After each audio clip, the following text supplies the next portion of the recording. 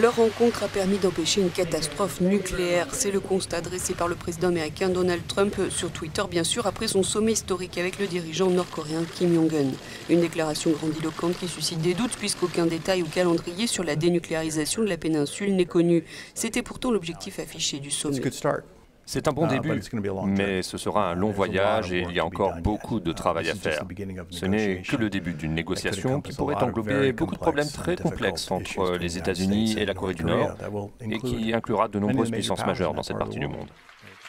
Les États-Unis ont déjà fait une énorme concession. Ils ont annulé les manœuvres militaires avec la Corée du Sud et cela en a surpris beaucoup.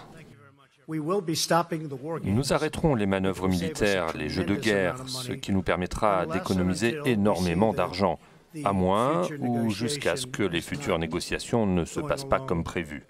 En tout cas, nous économiserons beaucoup d'argent. Et en plus, je pense que c'était très provocateur.